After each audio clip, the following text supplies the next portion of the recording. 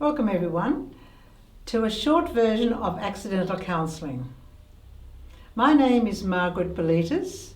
I've been a practicing psychotherapist for 30 odd years, facilitating groups and one-to-one counselling.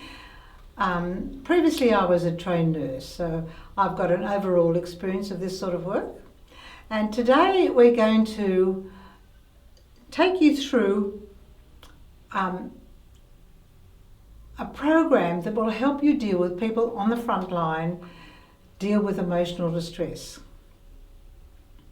I appreciate you're not meant to be health workers, however you are there at this moment in time of confusion and fear, and there's quite a lot of it around.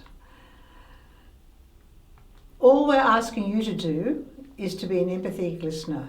You don't have to counsel them, you don't have to solve the problem.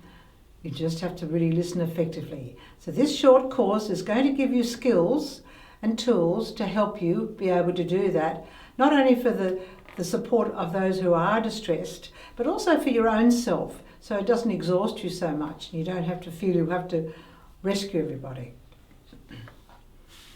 I want you to trust too that you've already got many ineffective innate skills as an empathetic listener. You're always relating, communicating, evaluating, analysing, empathising, sympathising, all the time with other people. So you'll be surprised just how many of these skills you already know. This process is just a refinement of those skills and making it much more effective for you to be a good listener, a good support person. And if you can just remember, people only want to be heard and understood. This will enable them to feel calmer and be able to then resolve their own issues. Nobody really wants to be rescued. We want to be supported so that we can feel we have the confidence to have the answers within us and solve our own issues, and that will also increase our sense of self-worth. So basically, as I say, our aim is for you to become empathetic listeners. Can I just add that this will not only support you in your professional life, but it'll be wonderfully supportive also in your personal life. So it's a win-win situation. I'd just like to start off by explaining the difference between sympathy and empathy. There's often a lot of confusion around this.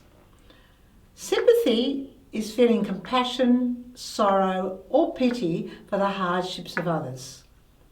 And this is certainly appropriate with your friends and any situation where you're not expected to be an empathetic support person. Empathy goes beyond that though. By attempting to understand, by paying close attention to their emotional signals and the content of the story. So you have to put yourself in their shoes and reflect back to them your own understanding of the situation. And in doing that, you're having to get out of your own way and fully focus on the distressed person. So when you're in a sympathetic mode, you're involved and sort of entangled with their feelings and your feelings as well, and you're in a sense, you're mixed together. When you're empathetic, there's a sense of separation. And I'm drawing a circle, a sign of infinity in the air here, or a figure eight on its side. So the actual movement of this figure of eight is compassion and understanding. You're in one section and they're in the other. You're together but separate. So let's start off with attending skills. This is the first skill. Putting aside your judgment and enter into their world, accepting them with unconditional positive regard. And can I just say, that's easier said than done, because we automatically analyse, judge, criticise, try and understand. I'm asking you not to do that. I'm asking you just to open your heart, be with that person in a compassionate way and an understanding way, and putting aside all your previous understanding and judgments of how this person should or shouldn't be. Your body language needs to indicate this together with a genuine regard of interest. So, you know when someone's interested, don't you? You know that often there's a sort of a leaning towards you slightly. They've got an open, relaxed posture. They're not sitting like this. Their eye contact is relaxed. So it's important to do that, because when we get anxious, listening to someone, we often can sort of look at them intensely like that. I'm asking you to imagine, it's like you're putting your eye sockets into a big comfortable lounge and they're just sitting back and relaxing. The more relaxed you are, the more open that person will be and feel free to express and feel safe and not judged. Give attentive silence and allow them the time and space to fully express themselves without interruption. Attentive silence is very powerful. The quieter you are, the more you will hear.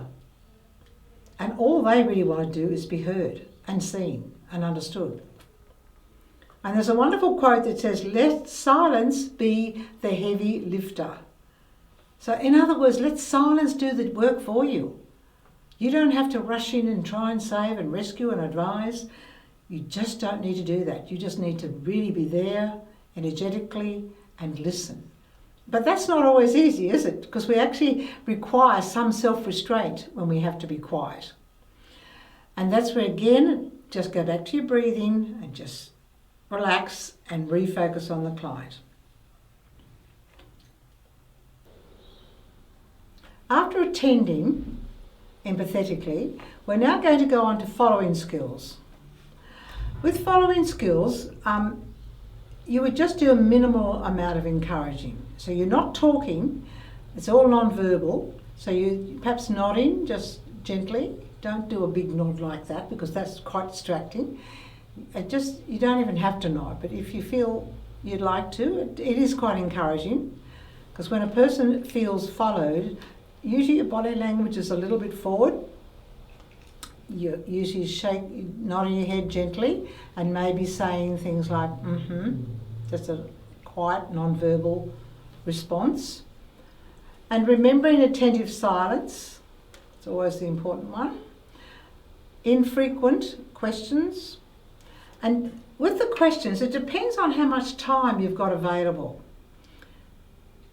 Closed questions, for example, are very different to open questions. Closed questions lead to a limited response, enabling them to be more precise and are useful in eliciting specific information and data collecting. For example, are you, do you, would you like, is it? So you're actually getting short answers for information. They're not actually appropriate if a person's emotionally distressed to deepen the experience or get a deeper understanding of where they're at. They certainly can be used, but I would encourage open questions for when a person is emotionally upset. So open questions encourage them to share new information, to speak more freely and openly, and it helps to bring out issues that are most important. For example, the how, what, where, tell me more. So it opens everything up, it deepens it. And also, a good open question can help the person be guided into the direction they're probably needing to really explore their deeper feelings.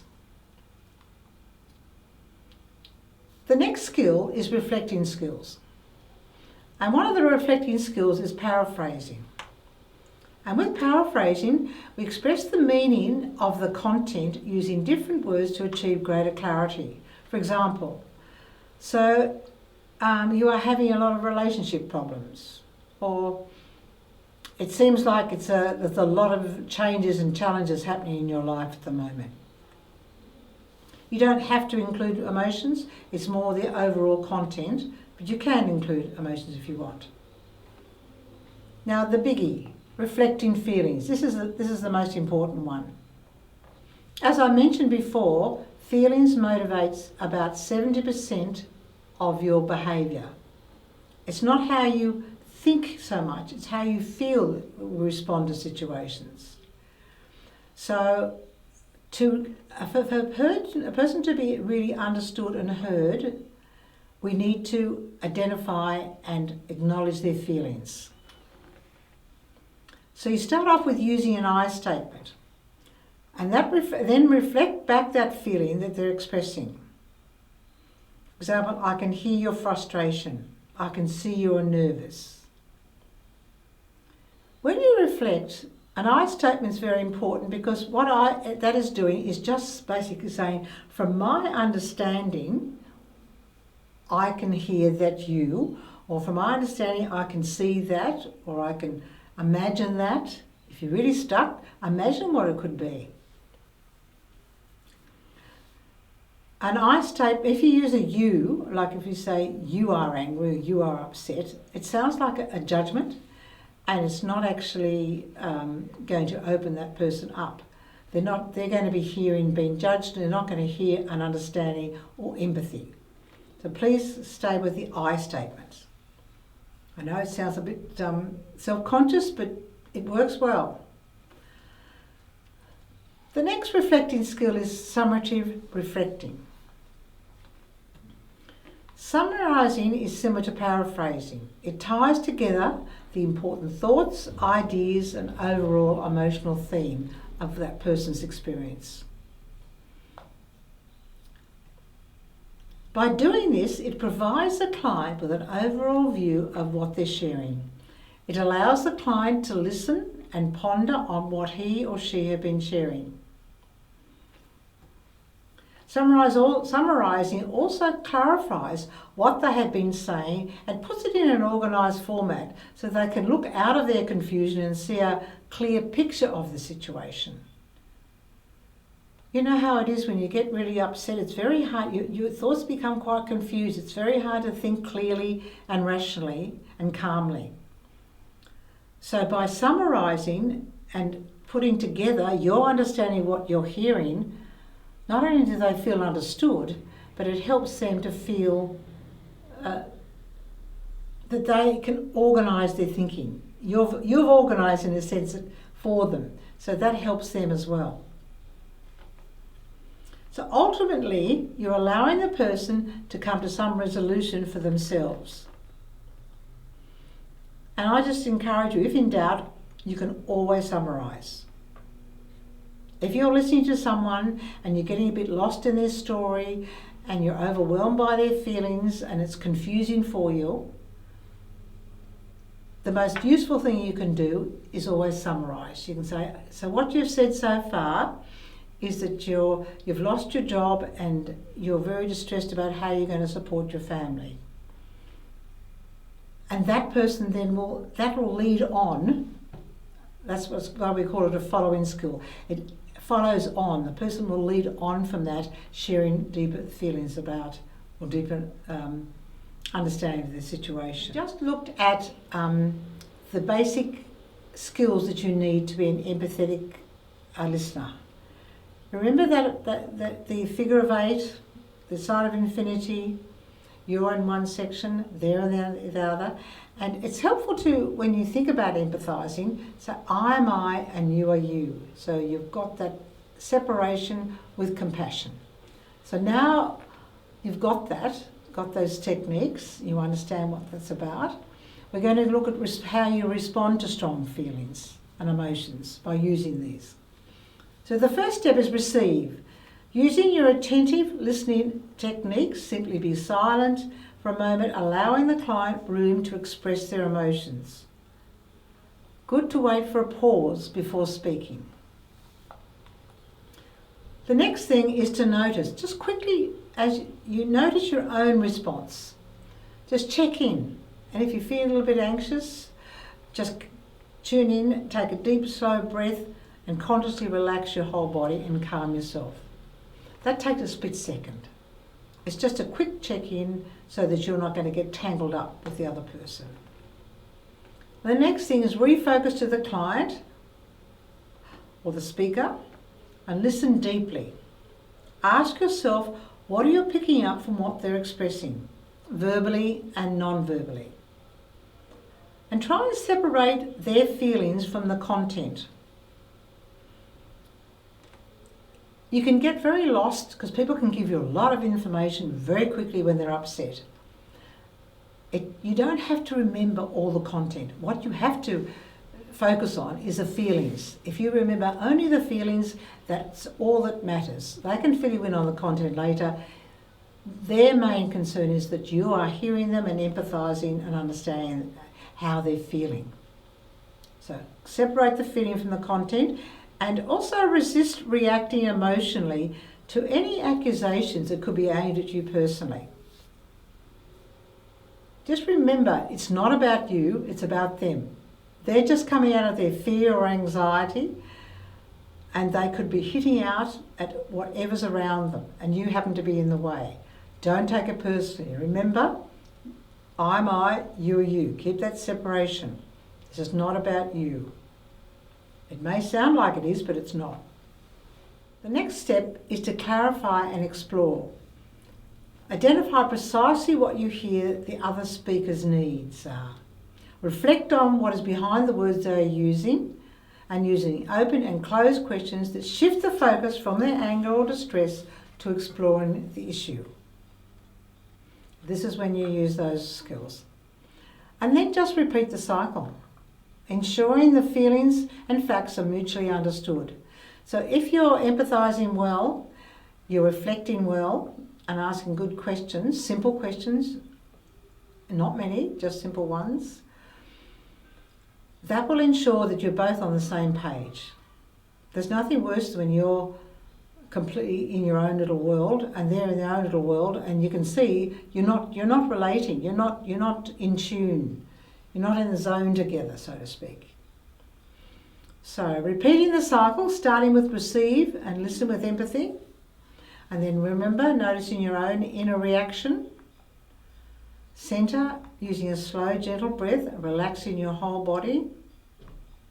Listen deeply and separate their feelings from the content. Reflect and summarising using a calm, low tone. And finally, clarify, exploring using open and closed questions. And maybe summarising.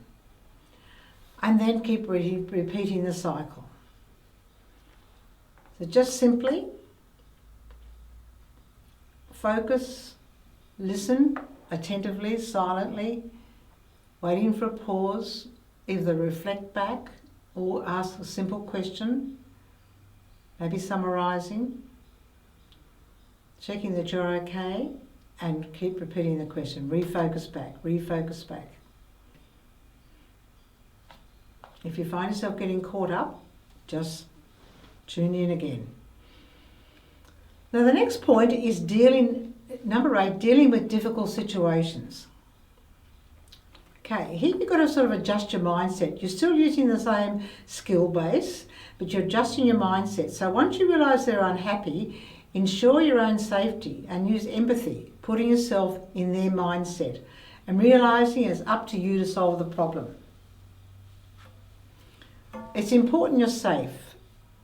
Some people can appear quite threatening when they're very upset.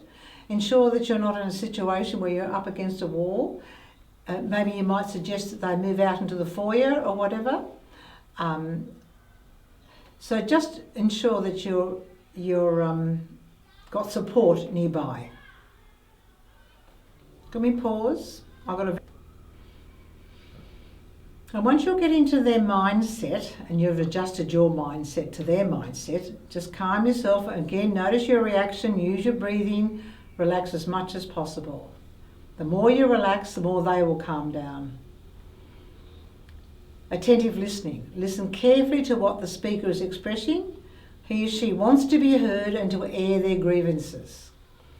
Resist the temptation to solve the problem right away or to jump to conclusions about what is happening. We've all got an internal rescuer or solver, problem solver, and we often want to solve problems. Men are very good at coming up with solutions. Women are good at rescuing. So we've both got, that's a very general statement, I know, but we've got a natural tendency as one human being to the other to help. Resist that urge to solve that. Remember, once they're settled and calmer, they will be able to resolve their own problem.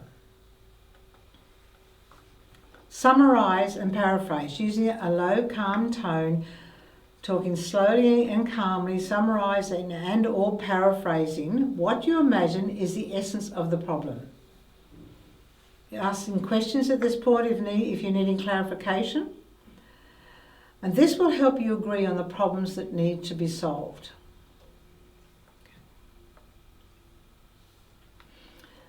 Empathise and apologise. Sometimes, once you show you understand why they're upset, you may need to apologise on behalf of the company. You yourself don't need to apologise for yourself, but you may have to apologise for the actions of others or the restrictions of or the misunderstanding of the organisation. But it's also important to ensure your body language communicates this understanding. Not folding your arms, but keeping that open, hearted position. Present a solution. Maybe you need to offer a way to solve the problem. This is where you can actually intervene and be a support person. If unsure, ask the speaker to identify what they are needing, first of all, that will support them. So best to check that out first, and then you can offer a solution or solutions. And then take action and follow up. Once there's agreement between the two of you, you can take immediate action, if possible, and explain the steps you're going to take to fix the problem.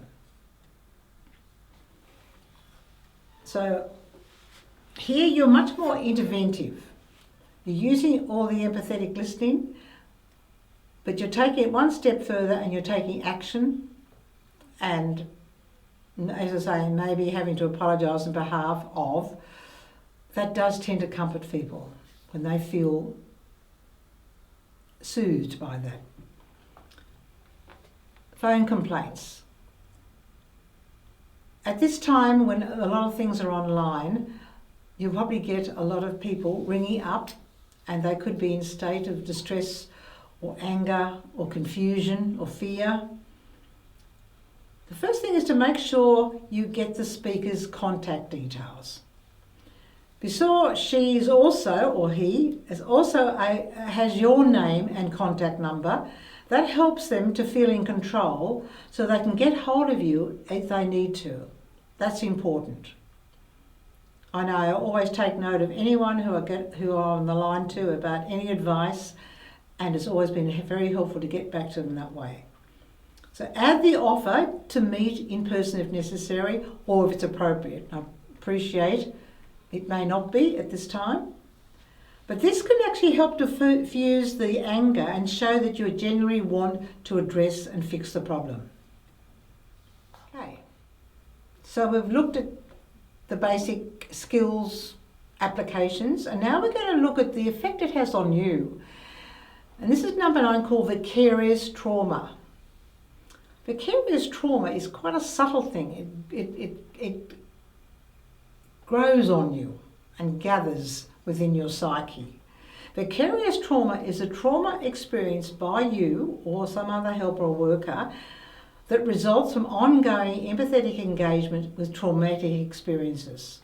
So even though you are protecting yourself to some extent, if you're daily and regularly exposed to abuse, and I liken it to the supermarket employees at the moment who are constantly being abused, that builds up that trauma. So we absorb that trauma. Even though we may not be actually directed at us, it's in the energetic field, and we pick it up. We can't avoid it. So these are the most obvious symptoms. There's compassion fatigue. Compassion fatigue is a form of emotional numbness. It's almost as if you're full up and you just don't have anything left in your heart or your feelings to give to anyone else. So you run out of fuel, basically. You just couldn't care less. You just don't care. So if you feel that happening for you, it's not that you're becoming human, it means you're just exhausted. Stress-related symptoms such as disturbed sleep, intrusive thoughts of their stories or behaviour, and various somatic symptoms that you might have yourself, such as headache or muscle tension. You know yourself how your body and mind and behaviour reacts to stress. So if you notice yourself becoming quite snappy and irritable and feeling tense and can't sleep very well, and you're finding your thoughts are you could wake up in the middle of the night worrying about how those people are coping or what was said to you,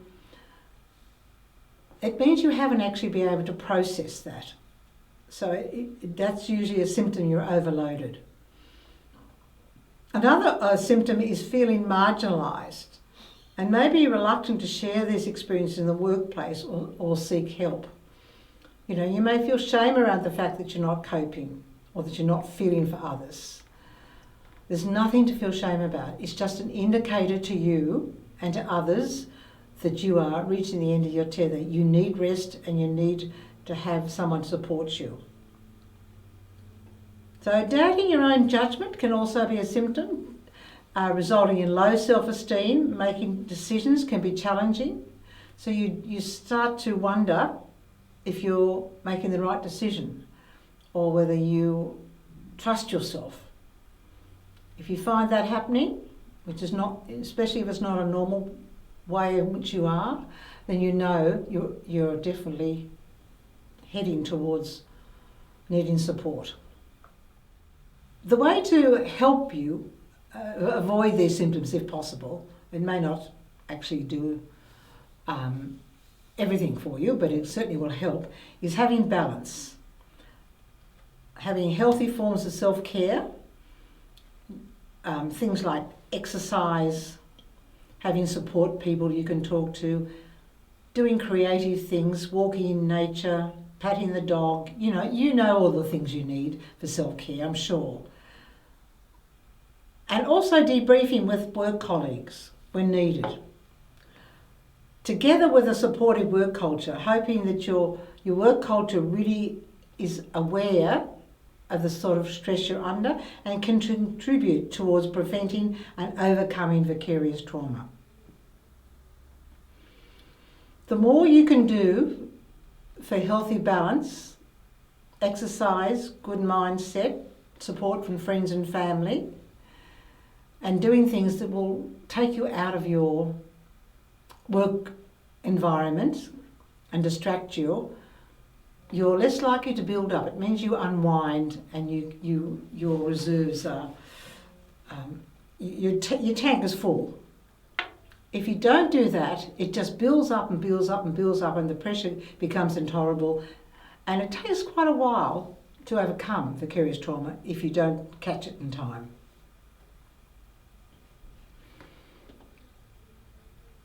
This is another aspect of self-care, is healthy boundaries.